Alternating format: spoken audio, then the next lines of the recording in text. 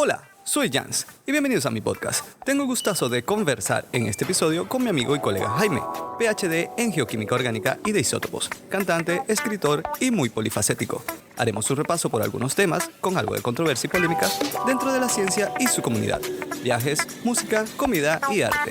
Experiencias desde Guanare en Venezuela al mundo. Y bueno, sin más vueltas...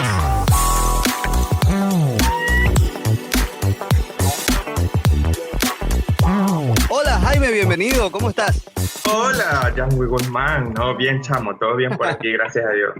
Cuéntame de ti. Has tenido un viaje largo desde Guanare al mundo. Chamo, sí, no, ¿qué te pasa? Yo soy de Guanare. Para los que no sepan dónde queda Guanare, eso dicen que es una ciudad, pero la verdad yo lo veo como un pueblito. Imagínense un pueblito por allá en los llanos venezolanos, en la provincia o el estado se llama Portuguesa. Soy de allá, de un barrio normal, de una familia numerosa, como usualmente son las familias por aquellos lados. Y únicamente me mudé a Caracas por necesidades de estudio, por ir a la universidad. Y ya luego, pues nuevamente por oportunidades de estudio, fue que me mudé a Australia después que terminé la universidad en la UCB.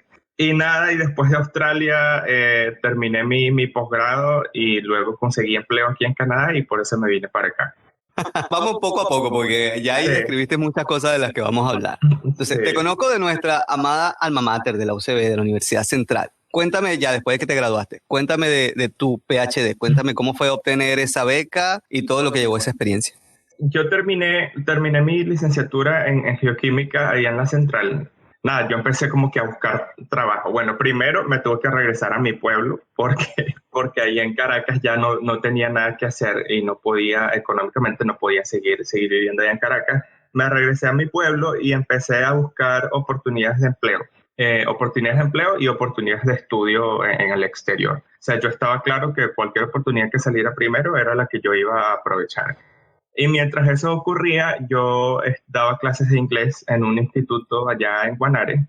Y bueno, nada, yo aplicaba todos los días, Janswell. Me pagaba 1 o 2 horas diarias en un cibercafé. Y ahí, chamo, yo me quedaba y algún currículum mandaba o alguna aplicación ponía, algún posgrado, alguna cosa, pero algo yo hacía.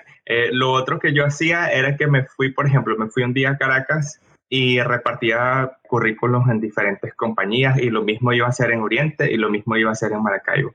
Pero bueno, para resumir el cuento, porque te puedes dar cuenta que me encadeno, y divago. Nada, yo apliqué a una universidad en Australia y yo había aplicado a maestría y me había salido el cupo, pero luego me encuentro a un geoquímico también, que yo creo que tú lo conoces, a Luis Valencia.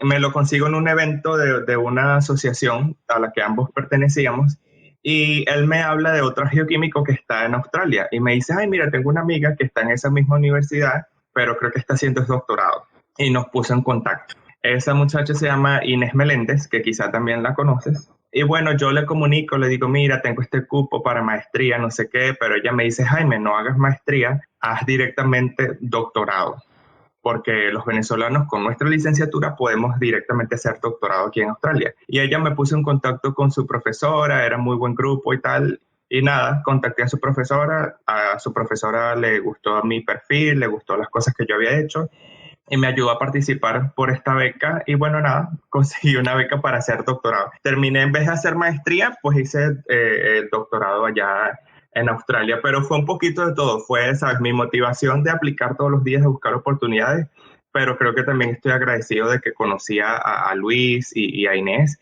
y eso pues me ayudó a llegar a la oportunidad también. ¿Y te dieron un proyecto o tú lo escogiste? Me ofrecieron 2 proyectos. Pero ese es un caso chistoso, Janwell, porque la profesora me llama, recuerdo que eran como la hora equivalente, era las 4 de la mañana aquí aquí no, en Venezuela. Y hablando inglés, y yo decía, ay señor, casi ni le entendía, ¿no? Porque una cosa es decir que uno habla inglés y otra cosa es entender inglés por teléfono a las 4 de la mañana. Y ella me ofrece varios proyectos, pero... la verdad yo ni entendí mucho de qué iban los proyectos. El único que se me hizo más familiar era el que tenía que ver con petróleo. Y como yo había hecho petróleo en la universidad, yo dije, nada, esto es lo que me suena familiar, dale por ahí. ¿Es difícil llegar a ese país como científico?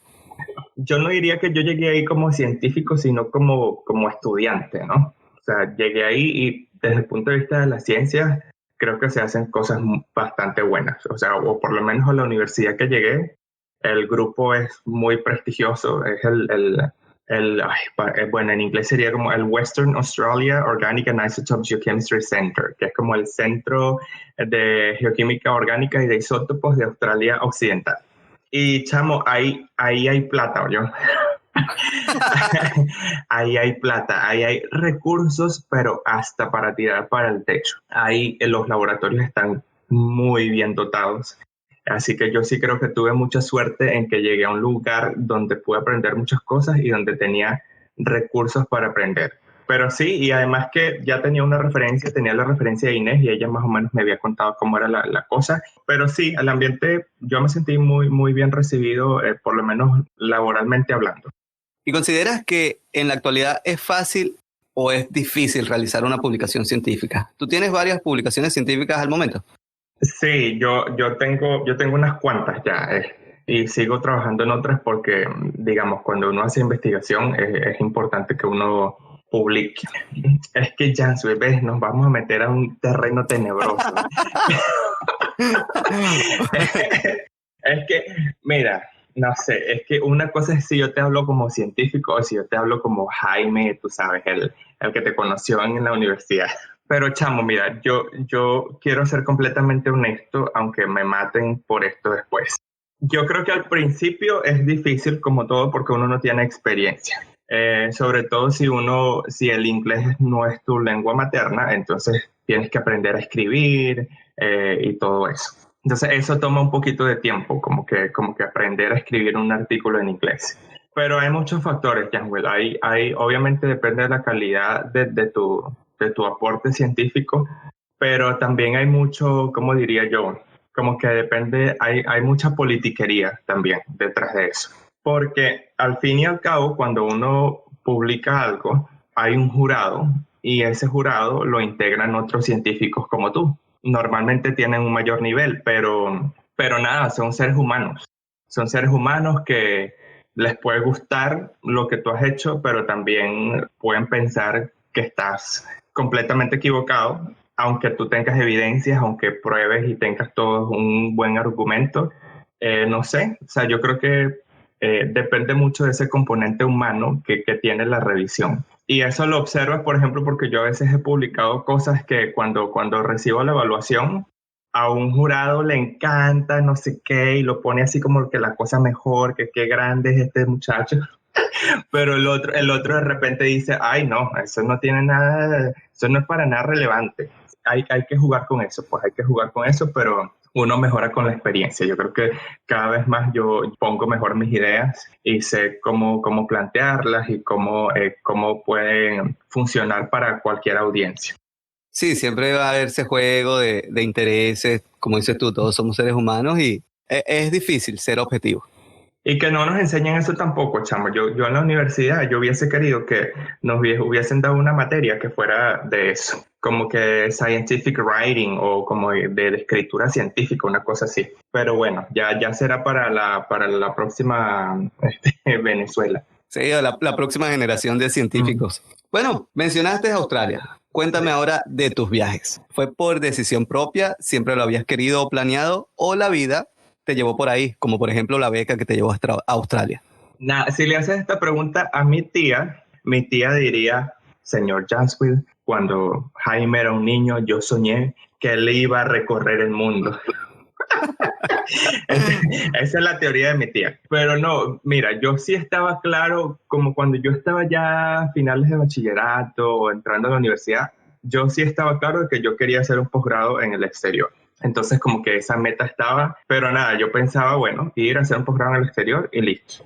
Pero nada, las oportunidades se fueron dando, Jansfield. Yo creo que lo primero que llegó fue una oportunidad para ir a Francia a una escuela de verano con una beca. Y esa oportunidad llegó así tal cual, de repente, no era que yo la estaba planificando. Entonces fui a Francia y luego llegó la oportunidad de una beca para estudiar inglés a través de la Asociación Venezolano-Americana de Amistad a la que yo pertenecía. Entonces ya ahí fui a Canadá. Y sí, o sea, poco a poco fueron cosas que se fueron dando. Pero cuando ya estaba en Australia, algunos de mis viajes fueron decisión propia, porque sabes que a uno quizá desde Latinoamérica le cuesta mucho viajar por el tema de presupuesto, por la forma en que los países están conectados y tal. Pero ese no es el caso en Oceanía y no es el caso en Europa. Entonces, estando en Australia, para mí era bastante económico, por ejemplo, ir a Asia. Aproveché esa oportunidad y visité varios países asiáticos. Y por el tema de hacer ciencia y de estar en un grupo muy bueno y reconocido, pues íbamos a muchas conferencias, a muchos eventos en otros países. Y cuando uno hacía eso, pues uno aprovechaba, chamo, y uno ahí agarraba y se agarraba unos deditos más y uno aprovechaba. Entonces en Europa era muy buena oportunidad, porque entonces uno iba a una conferencia, no sé, en Italia, yo aproveché con unos amigos, fuimos a Austria, a Suiza, a Alemania y así, porque esos países te brindan la facilidad de viajar por ahí. Entonces, sí, yo diría que al principio las oportunidades llegaron por sí solas, pero ya después sí, cuando tuve la oportunidad, aprovechaba de viajar a un bajo presupuesto, pero aprovechaba de conocer, porque de verdad que es una bendición conocer otras culturas. Vamos a enumerar, ¿cuántos países has viajado? Yo saco mi cuenta porque no, o sea, me gusta, es una automotivación. Yo creo que deben ser 21 o 22, por ahí. Mira, bastante. Sí, pero nada, lo que pasa es que también pues, si vas a Europa, pues ahí matas varios al mismo tiempo. Claro. porque están ahí cerquita. Y bueno, desde Australia, como te dije, se podía ir con facilidad a Asia, o sea, yo fui a Filipinas, a Singapur, a Indonesia y así.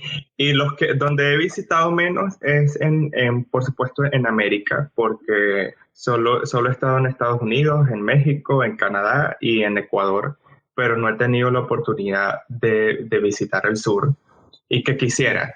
Pero sí, más o menos deben ser por ahí, como unos 21. Me imagino que te has llevado algo personal de cada país que has visitado, pero cuéntame, ¿cuál es la mejor anécdota? ¿Aquella que más recuerda o que más te gusta compartir? ¿Tiene que ser buena o tiene que ser mala?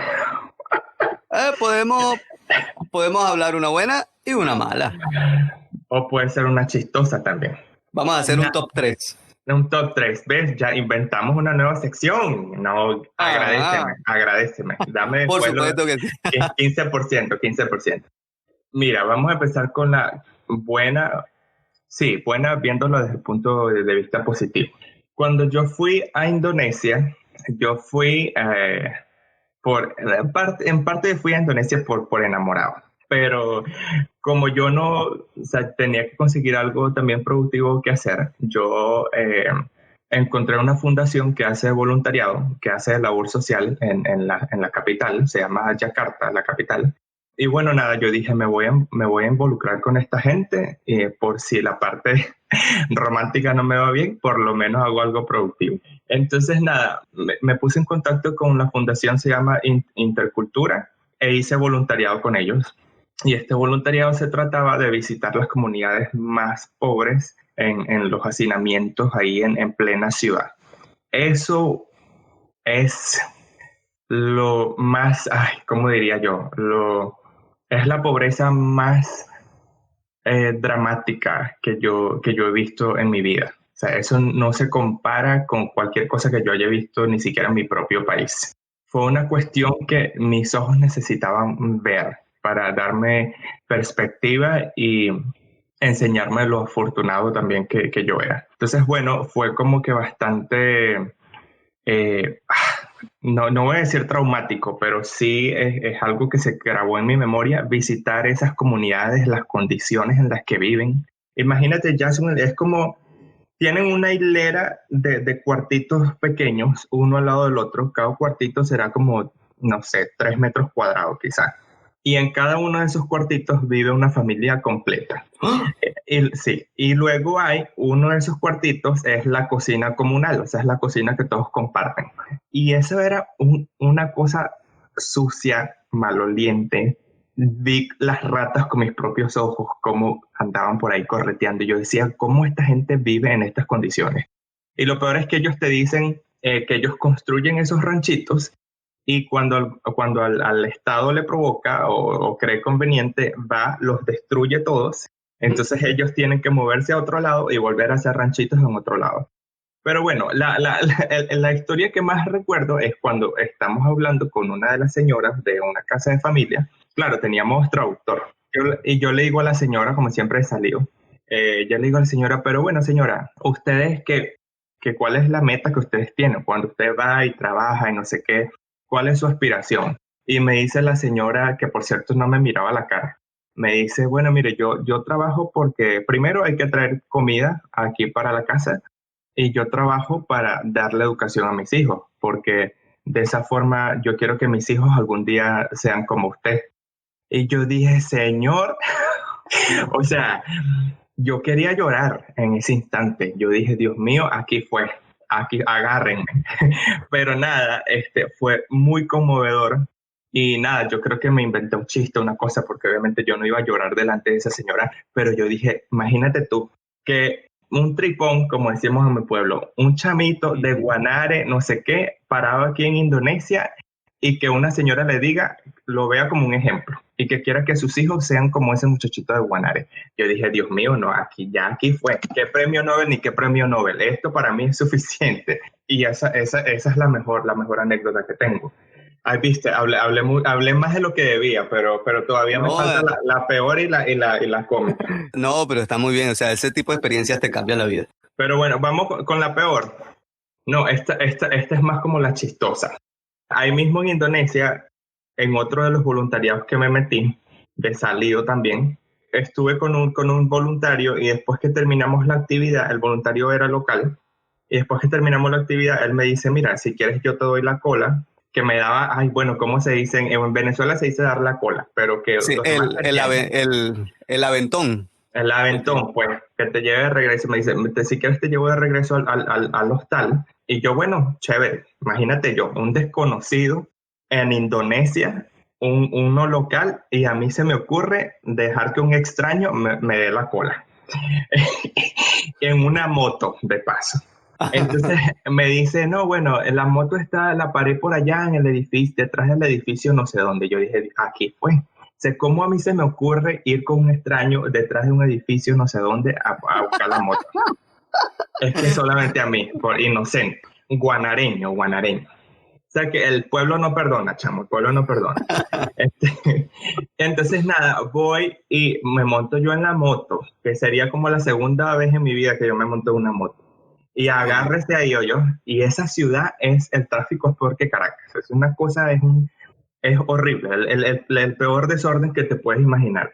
Y vamos ahí en la moto, chacachán, chacachán, y de repente yo siento que vamos por una vía que no es la vía que me lleva al hostel.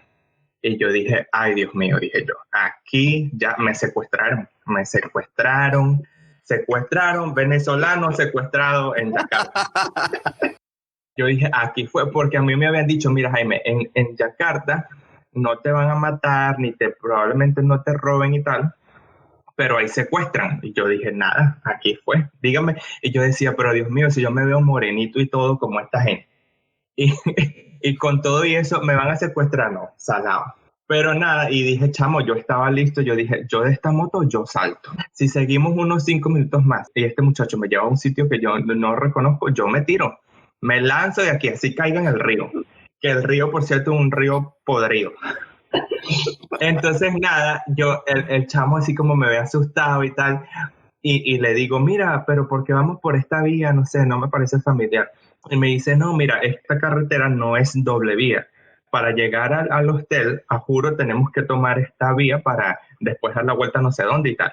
Y yo, bueno, más te vale, más te vale. El muchacho al final sí me llevó al hostel, llegué sano y salvo, pero chamo, me asusté, yo pensé que me iban a hacer algo malo, pero al final fue mi cabeza miedosa y exagerada. Así que yo creo que eso terminó siendo la chistosa. Pero dime tú, Janswell, o sea, ¿cómo se me ocurre a mí irme con un extraño, o sea, viniendo de paso de Caracas? Pero chamo, no sé, uno a veces es buena fe, uno a veces es buena gente.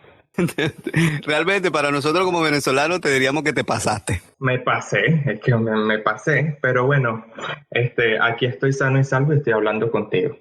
Este, y de una mala, yo creo que una mala, no sé, quizá gracias a Dios, eso quiere decir que no he tenido muy malas experiencias, pero yo creo que lo peor quizás ha sido cuando no me llega una maleta o cuando he estado en situaciones que de repente se atrasa un vuelo y entonces te descuadra todo lo que tenías planeado y que cuando uno viaja con un presupuesto alto, pues eso no importa porque, sabes, si siempre puedes volver a reservar y no sé qué cuando pagas alto, pero cuando uno paga siempre lo más barato, ahí las opciones son menos, ¿me entiendes? Y yo tuve situaciones en las que había pagado de repente un hotel muy barato o un hostal y nada, que no, por ejemplo, no te podían recibir después de las 10 de la noche. Entonces se te descuadraba un vuelo o un autobús y llegabas al sitio y después de las 10 de la noche y te decían, no, mira, no te podemos recibir. Ahí es donde tú dices, ajá, ¿y ahora dónde duermo? Cosas así me han pasado, pues, o que se pierde una maleta, entonces tengo que cruzar los dedos de que llegue la maleta primero antes de que yo me vaya de ese sitio. O no, ya me acordé de una. Ahorita recientemente en Yahoo yo fui a Europa, mentira, en septiembre, y de regreso pasé por el Reino Unido, tenía una escala ahí en Londres, y de regreso a Canadá no me dejaron viajar. No me dejaron viajar porque yo no sabía que para entrar a Canadá como venezolano, aunque yo tenga permiso de trabajo aquí, necesito visa de turista. Imagínate, suena loco y todo, pero necesito visa de turista para reentrar al país. Y yo no Mira, qué sabía. interesante. Sí, así que los que estén escuchando por ahí, Ajá. agarren datos. Entonces yo llego a la parada en Londres y voy al aeropuerto y tal, y me dicen, usted no puede viajar. Y yo digo, ¿cómo que no puedo viajar?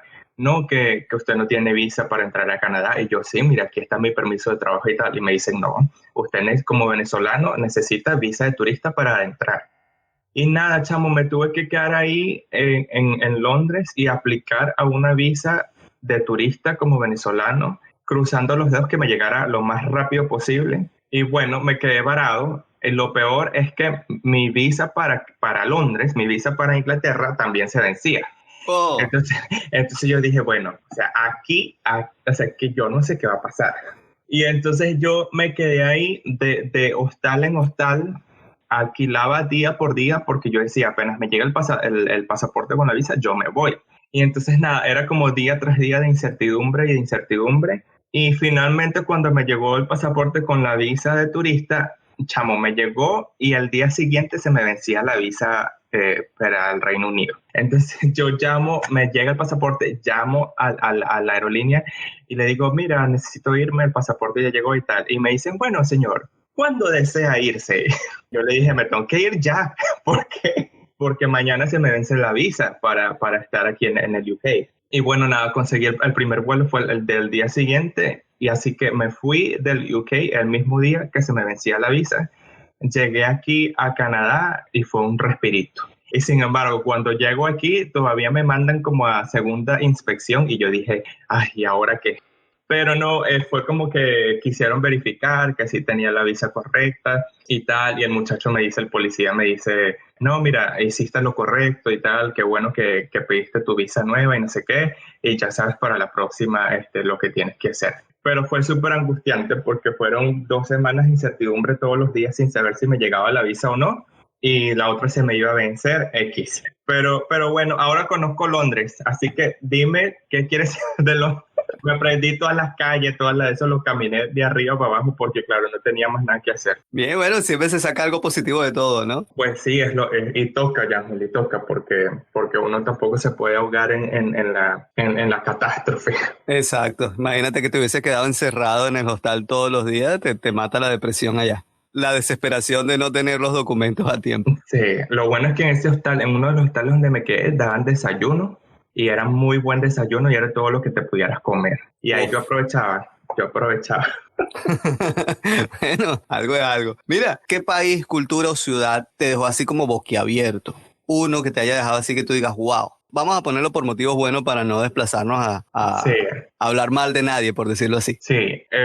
Yo creo que tienen que visitar Italia. Tienen que ir a Italia. O sea, yo no tenía muchas expectativas porque, bueno, primero porque la cultura italiana se nos hace un poco familiar por toda la comunidad italiana que está en Venezuela y uno más o menos tiene una idea. y porque, bueno, hay otros países que suenan más. La gente habla más de París, de Londres, no sé qué. Pero es que Italia, chamo, es otra cosa. O sea, yo fui a Florencia, que es una ciudad allá, y es como si uno estuviera en un cuento de hadas. O sea, es como, yo ahí estaba, es como me metí en un libro de historia. O sea, es como meterte en una película. Las calles, o sea, sientes que vas caminando por un museo. Las calles son de rocas que tienen, no sé, ciento y tanto de años o más. Las catedrales, los edificios, todo, o sea, el lugar donde te quedas, las casas, los techos altos, la arquitectura, la comida. O sea, una cosa es que tú te comas una pizza en Venezuela y una pasta en un restaurante italiano en Venezuela, y otra cosa muy distinta es que comas comida italiana en Italia. O sea, es que es maravilloso. O sea, es que hay que ir para allá. De verdad que yo ahí me quedé boquiabierto, y las esculturas y las dimensiones de las catedrales. Es realmente maravilloso, y la comida es exquisita. Y probé caballo crudo, por cierto, carne de caballo cruda. Carne de caballo crudo. Sí, que perdón mis amigos vegetarianos y veganos, pero, pero sí, eso fue una experiencia y yo tenía que intentarlo. No comí mucho porque me daba miedo que después me mandara al baño, pero sí, chamo, ya esa gente come carne de caballo aliñada, así crudita y listo, como come carne molida aliñada. ¿En serio? Sí, lo comí en la casa de un amigo en Parma, que es otra región allá en Italia, y lo que hacen es que le ponen diferentes tipos de adobo y bueno, se lo comen así, crudita. Pero sí, es rica, es sabrosa. Bueno, a mí me supo bien. Me dejaste como en shock, no sé ni siquiera cómo continuar con eso. No, es que, chamo, es que en estos días cuando hay tanto sobre este tema de los animales y de ser vegetariano y de ser vegano, que yo no tengo nada en contra de eso, pero sí es como un poquito contrastante que uno llegue y diga, mira, y ya se comen los caballos, Sí. así, y de paso la carne cruda. Pero nada, una experiencia que hay que aprovechar. Sí, totalmente. Mira, bueno, vamos a darle una vuelta a esto. Vamos a hablar de la música. Desde la UCB Ajá, también conozco toda tu faceta musical. Cuéntame eso, bien. ¿cómo nace esa parte creativa en ti? Yo desde chiquito allá en la casa cantaba, o sea, o me daba cuenta que cantaba y no sonaba tan mal. Entonces, entonces yo, y como mi papá cantaba, y mi otro tío cantaba, y mi hermana cantaba en la escuela también, y mi otra hermana cantaba en la iglesia, entonces yo dije, bueno, de repente es algo natural en la familia. Y empecé a cantar con mi familia en la iglesia, cantaba en el coro de la iglesia. En los llanos, ¿sabes? Era muy popular hacer festivales de música llanera, Ujú. que quizás algo que no se conocía en las ciudades. Y ahí me empezaron a meter, yo tenía maestros de música en la escuela y empecé a competir en festivales de música llanera. Voz primaria le llamaban, voz liceísta y así. Y así fue como empecé cantando folclore, pero sin ningún entrenamiento. Simplemente decían, ay, este muchachito tiene un buen cañote, apréndase la canción tal y canta. O sea, no había mucho entrenamiento. Y bueno, cuando estuve ya después en bachillerato, ahí sí tuve un maestro bastante bueno que me entrenó por primera vez un poco en técnica vocal y todo eso. Ramiro, que por cierto, si llega a escuchar esto, le mando saludos. Y después de él, ahí mismo en bachillerato, llegó Eliezer Alvarado al liceo donde yo estudiaba, y ya ahí sí fue un poco más profesional. Ya sí él integró una agrupación musical en el liceo y nos presentábamos en diferentes lugares, la mayoría del tiempo cantando música popular venezolana. Con eso quiero decir no solamente folclore llanero, sino también todos los otros géneros. Nosotros cantábamos tamunangues, calipsos, parrandas, todos esos otros géneros afro-venezolanos, ¿no? Y luego pertenecía a una fundación musical que se llamaba Venezuela Canta, que era una agrupación al estilo de un solo pueblo o de tambor urbano.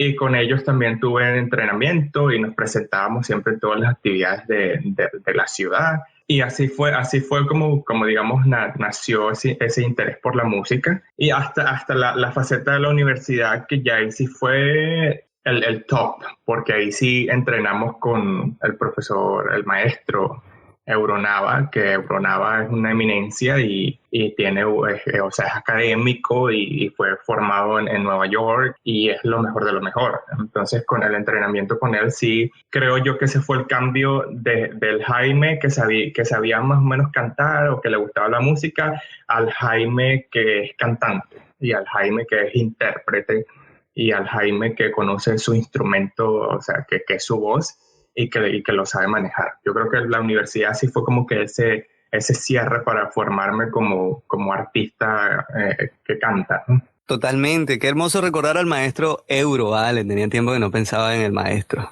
Y bueno, tienes diferentes reconocimientos en ese aspecto. ¿Recuerdas alguno con mucho cariño?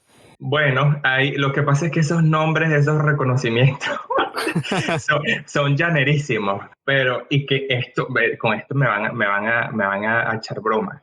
Pero, señoras y señores, aquí está hablando el piroco de oro del año por allá, que como 2003, puede ser 2005, 2004, por allá esos años. Explícale a la gente de dónde viene esa palabra, porque nos puede estar escuchando gente de muchos lugares. Sí, no vayan a entender mal. Miren, piroco, bueno, yo no sé cómo es en Caracas ni siquiera, pero piroco, al menos en los llanos, es, bueno, vamos a decir, un gallo que no es como el gallo tradicional, que es todo emplumado, sino es un gallo que no tiene plumas en el cuello. Entonces, imagínense una gallina, pero un gallo, pero encopetado, con un copete, que tiene plumas nada más en la cabeza y en el cuerpo, pero tiene el cuello desnudo. A eso es lo que técnicamente le llamamos piroco. Ahora, la historia del premio es un festival de música llanera que se hace en Santa Rosa de Barinas, o se hacía en Santa Rosa de Barinas, y es considerado festival internacional porque hay alguna representación colombiana. Y bueno, es un festival súper popular y mi maestro en aquellos días pues me llevó en representación de mi estado con otra amiga y ambos ganamos en el renglón de pasaje estilizado. Entonces era un reconocimiento muy importante. Yo todavía conservo la placa en mi casa y yo creo que ese es uno de los más relevantes así que yo recuerde. Lo recuerdo con mucho cariño porque yo era todavía un muchachito y fue como ganarse un Grammy, ¿me entiendes? Claro. Era como que, wow, el piroco de los llanos. Una época, otra época, ojalá sigan. Y mira, una anécdota al respecto que te haya dejado la mayor enseñanza en el mundo de la música. En el mundo de la música, ay Dios, ves, esa pregunta me gusta, porque me pone a pensar. Yo creo que la música, quizás no únicamente aplica con la música, sino con cualquier persona que ejerza algo dentro de las artes. Es muy importante que lo que hagas como artista, o lo que ejecutes, lo que sea, que hable tu identidad. O sea, que hable tu identidad o que te ayude a encontrar tu identidad. Que sean una sola cosa. Que tu espíritu, tu alma, como lo quieras llamar, tu esencia, como dice la gente también, sea absolutamente reconocible cuando cantes o cuando tocas el instrumento o cuando bailas o cuando pintas un cuadro. Yo siento que por muchos años de mi vida yo cantaba, pero no era yo. O sea, lo que quiero decir es que todavía yo no había encontrado mi autenticidad cuando cantaba. Entonces quizá por eso me trancaba mucho en muchos aspectos, quizá por eso, no sé, había dificultades, pero yo creo que es súper importante ser honesto cuando uno hace música y eso aplica para todos.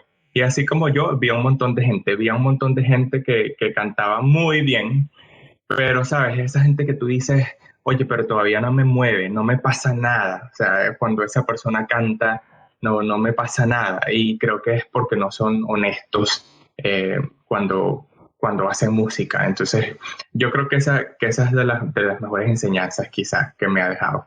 Qué lindo. Mira, hablando de eso, ¿conoces a muchos músicos, artistas que son científicos o viceversa, muchos científicos que son músicos y artistas? ¿Crees que están relacionadas las cosas? Tengo una teoría que también puede causar controversia. pero, pero Este va a ser mi episodio más controversial hasta ahora, gracias a ti, porque todo lo tuyo es una controversia. Sí, no, bueno, también es que quizá creo yo que es una controversia, pero de repente es súper obvio para la gente. Pero fíjate, Jaswin, voy a empezar con los científicos. Yo tengo una teoría de que la gente cree que cuando eres artista, automáticamente tienes que ser extrovertido. Y eso es un error fatal, porque es que ambas cosas no están asociadas. Que si eres un artista, no tienes que ser necesariamente extrovertido.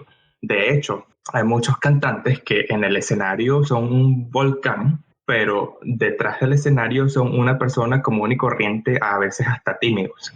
Entonces, hay esta percepción también de que los científicos son tímidos, de que los científicos sí tienen que ser introvertidos. Entonces, ¿qué he notado yo? Yo he notado que en la comunidad científica hay un montón de artistas que simplemente, como son muy introvertidos, creen que no pueden ser artistas y creen que lo que tienen que ser es ser científicos, porque ahí es donde su personalidad tiene espacio. Y eso es bastante triste. Y eso te lo digo porque en la comunidad científica he visto unas cosas, Janswell, o sea, he visto extraordinarios artistas plásticos. O sea, yo he llegado a casas donde veo murales, vitrales, mosaicos y me dice, ay no, me dice el profesor fulanito, ay, eso los hago yo.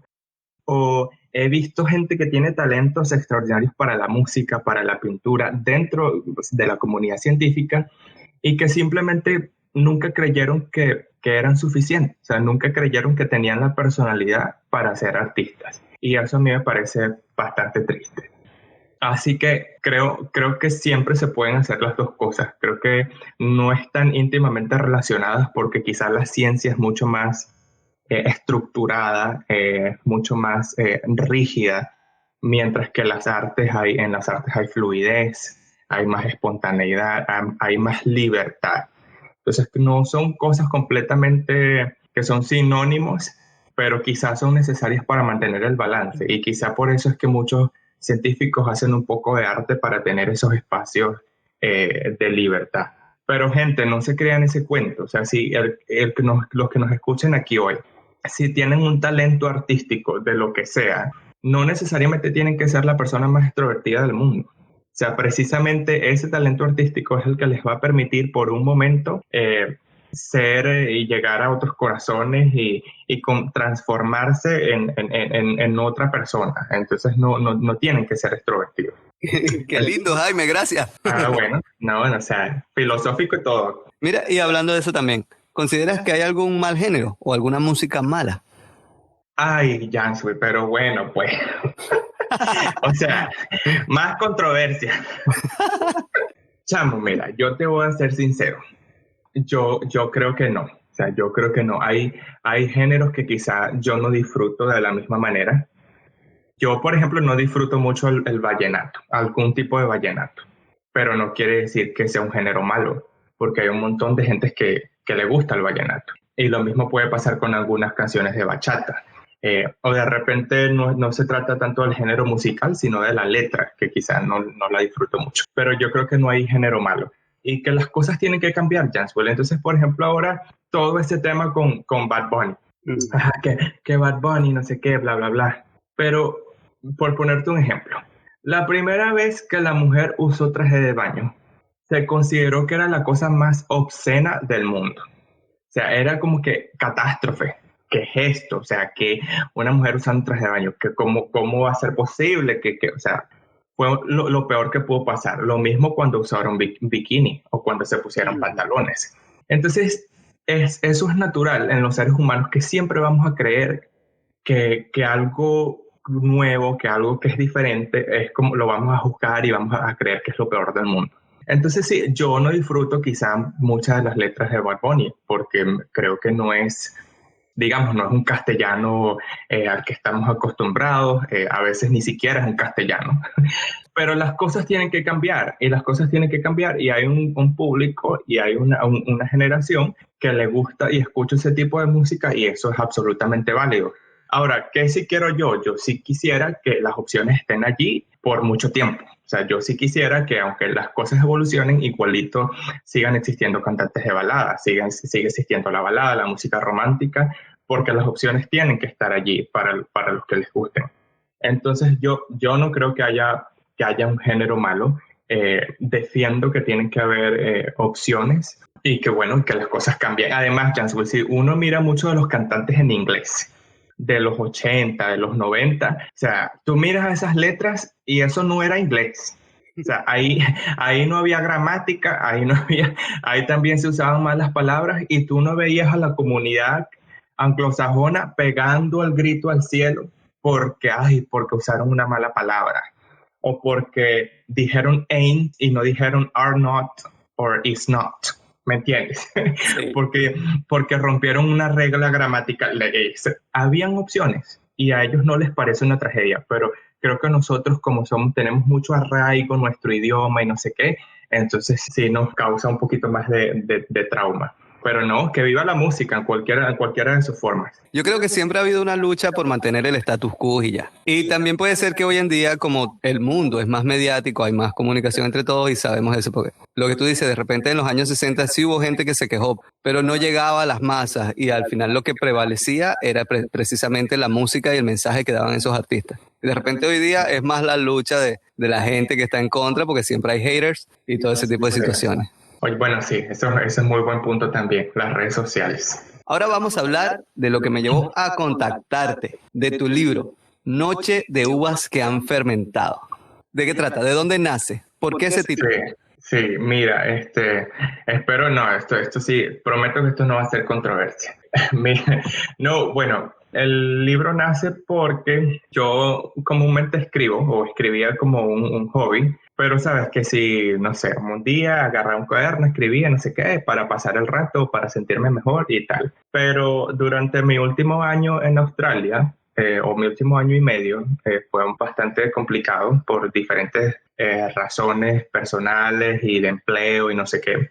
Y entonces nada, escribir era como que un muy buen recurso para mí, para ayudarme a sentirme mejor. En las noches de insomnio, por ejemplo, cuando no podía dormir, siento que escribir de repente era lo que me sacaba un poquito de esa situación y me hacía sentir mejor. Pero recuerdo que vi una publicación de Ismael Cala. ¿Sabes quién es Ismael Cala? Sí. Sí, bueno, entonces vi una publicación de Ismael Cala en Instagram que hablaba de un premio literario que se hace a través de una de estas plataformas por internet, porque no sé si puedo decir el nombre aquí, pero bueno, no es necesario por ahora. Entonces nada, es una plataforma por internet y yo dije, mira, con todo esto que yo ya tengo escrito, ¿qué tal si yo pongo todas estas historias juntas y de repente hasta participo y todo en este premio literario? Entonces como que ahí tuve la espinita. La verdad es que al final no participé en ningún premio literario porque no lo hice, digamos, en los plazos correspondientes, pero igual ya tenía varias historias que había juntado y ya como que empezó a tener forma, no sé qué, armé mi primer borrador y tal. Y nada, Janswell, ese hasta tenía otro título, pero ese proyecto se quedó ahí engavetado por miedo, la verdad por miedo a que la gente lo leyera, creo yo, por miedo a que yo ahí cuento muchas cosas que de repente pueden sonar un poco extrañas a mucha gente que me conoce, qué sé yo, prejuicios que uno mismo se pone. Y nada, entonces este año, el 9 de julio, yo cumplía 30. Entonces pensé que era un momento, que era una fecha adecuada, que era una edad adecuada para anunciar este proyecto y para oficializarlo, pues. Entonces por eso decidí anunciarlo esta vez. Y se llama Noches de Uvas que han fermentado porque precisamente tiene que ver con muchas de esas noches en las que yo escribía como único recurso para sentirme mejor, y hago referencia a las uvas que fermentan porque hago referencia a cambios, a transformación. La fermentación como tal es un proceso bastante complicado. O sea, la uva una vez que fermenta ya absolutamente no es uva, ¿no? Aunque conserve la esencia. Y bueno, y también está asociado al vino porque me gusta el vino. Pero eso tiene que ver con transformación, con cambios, con descubrimiento, sabes que cuando uno se va del país, uno se expone a un montón de cosas y la exposición conduce al encuentro. El encuentro no solamente de lo que está frente a tus ojos, sino lo que estaba dentro de ti, que ahora está desnudo completamente. Entonces, nada, esas historias están ahí. Hay un poquito sobre mis viajes, hay un poco sobre la situación país, obviamente, porque es un tema con el que uno tiene que aprender a vivir estando en el exterior. Hay un poco sobre mis temas filosóficos. Hay un poco sobre, nada, descubrimientos personales de quién soy, de las cosas que me gustan, de las que no me gustan. Y hay prosa en su mayoría, pero también hay algunos intentos de poemas, hay canciones, hay un poquito de todo, la verdad. Pero es muy autobiográfico, aunque yo tuve que cambiar cosas y tuve que aplicar ficción por respeto a la privacidad de las personas que participan en las historias. Pero eso, van a encontrar que de repente he cambiado situaciones, he cambiado nombres, he cambiado ciudades, pero fundamentalmente son historias basadas en la vida real. Mira, yo estoy muy emocionado porque tú me enviaste una copia, estoy esperando que llegue para poder leerlo. Y bueno, esperemos que en el próximo episodio hablemos entonces respecto al libro. Sí, claro, esa es la idea. Mira que ya he tenido experiencias muy lindas con personas que lo han leído. Y como yo soy también súper sensible, nada, chicos, a veces hasta una lagrimita y todo, uno bota por ahí. Pero sí, yo estoy muy contento de que la gente comparte conmigo sus experiencias y que me digan de repente qué capítulo les tocó más el corazón o qué frases les llegó más al corazón y cosas así.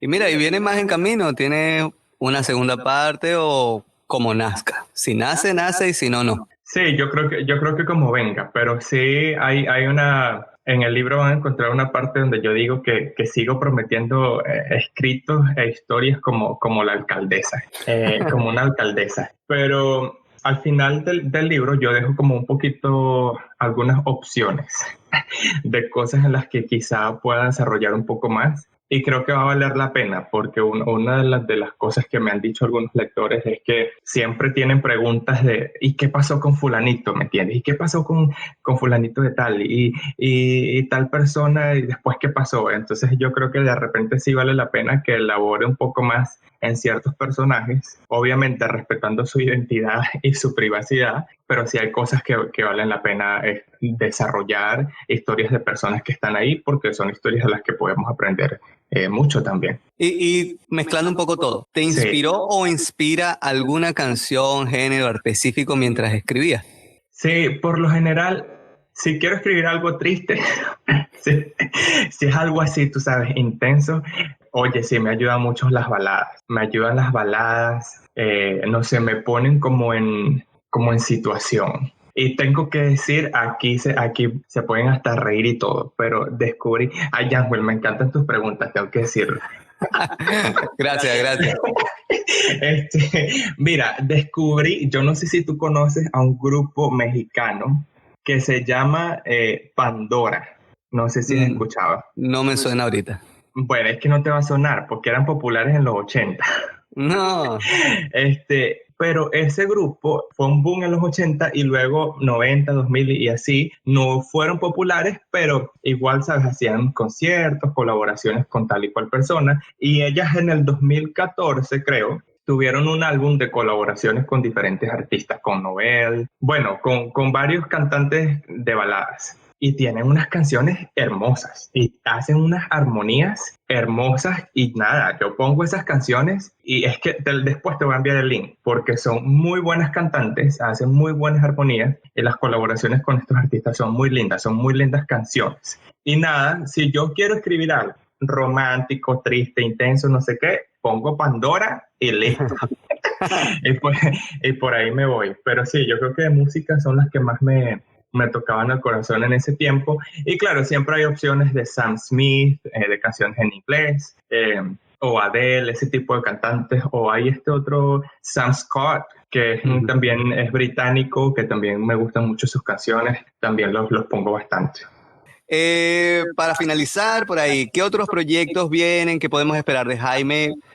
Nada, yo creo que seguir haciendo un poquito de todo, Janswell. Yo creo que, como digo yo en mis redes sociales, yo soy científicamente artista. Entonces, antes, por mucho tiempo, yo me estuve haciendo esas preguntas. Yo decía, pero bueno, ¿qué hago? sea, ¿cómo es así que yo soy científico, pero también hago cosas en las artes? ¿Pero cómo así que soy científico y creo en Dios? ¿Pero cómo así que esto y lo otro? O sea, uno se cuestiona un montón de cosas porque uno a veces no encaja en diferentes clasificaciones que tenemos socialmente. Entonces dije que no, dije que simplemente iba a hacer lo que me gusta independientemente de lo que sea. Entonces voy a seguir haciendo ciencia porque es mi trabajo, porque es algo que también me gusta. Y lo que sí prometo es que quizás voy a compartir un poco más de mi trabajo científico. Fíjate que hace unos días publiqué sobre un artículo de mi trabajo durante pregrado. Lo publiqué en el Facebook y no sabía que iba a tener esa reacción. O sea, mucha gente me escribió o me comentó o me felicitó y no sé qué. Y yo decía, pero bueno, si lo que hice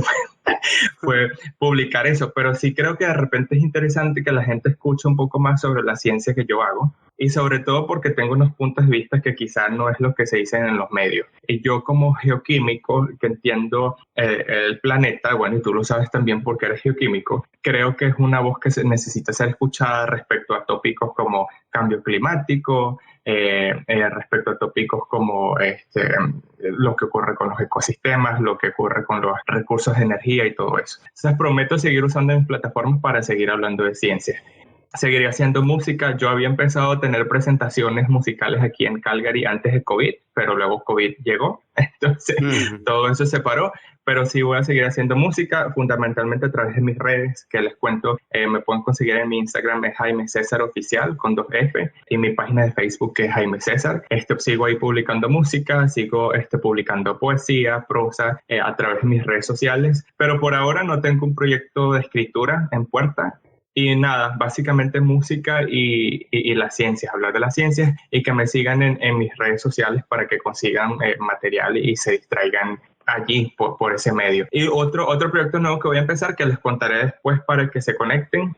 Voy a empezar a hacer teatro también. Entonces, sí, como te dije, salió. Caramba, Jaime, pero tú no quieres dejar nada para nadie. No, pues que teatro hago, Jansul, porque creo que todo intérprete, todo cantante tiene que probar teatro, porque nada, te ayuda a interpretar mucho mejor tus canciones. Nada del otro mundo, pero sí creo que es un componente que uno como artista debe tener. Así que bueno, me ven por ahí y si me ven bailando, lo que sea, lo que me van haciendo y eso los entretiene, pues nada, qué chévere que los haga reír o que los haga felices o que les haga aprender algo con mis locuras. Jaime, muchas gracias por esta entrevista, ha estado espectacular. Gracias por la oportunidad. Yo quiero, permíteme un mensaje final. O sea, claro que sí. Nada, yo quiero decirle a la gente en cualquier situación en la que ustedes estén, voy a sonar cliché, pero chamo, la vida es hermosa, la vida es un éxito, todos los días tienen desafíos y la vida no es difícil, no es fácil para nadie. Todos tenemos problemas, pero nada, aquí estamos y estamos luchando juntos y el sol sigue saliendo todos los días. Entonces todos los días es una oportunidad nueva para comenzar. Levántense con buen ánimo, tengan confianza, sean conscientes de lo que son capaces y no duden, no pierdan la fe y levántense todos los días con ánimo y échenle pichón, que somos capaces de esto y mucho más, sobre todo en nuestra generación.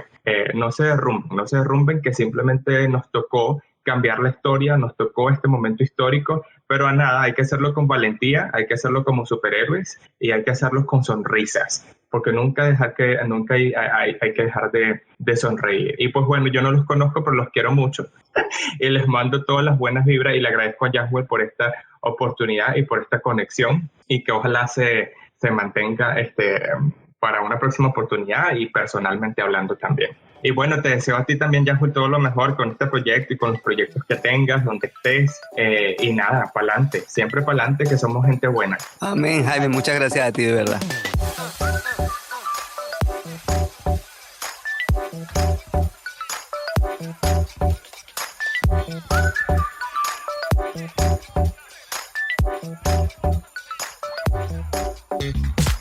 Y bueno, luego de mucha controversia, entre comillas, claro, qué enorme encanto haber conversado con alguien científicamente artista, como lo es Jaime. Les recomiendo seguirlo en las redes, ya que encontrarán pocos como él, con un punto de vista respecto al mundo muy particular, uniendo temas aparentemente distantes entre sí, como lo son la ciencia y el arte. Así que recuerden seguirlo en sus redes. En la descripción dejo todos sus links. Recuerden ver, darle like, compartir y darle amor. Soy Jans y espero nos encontremos en un próximo episodio. Hasta la próxima.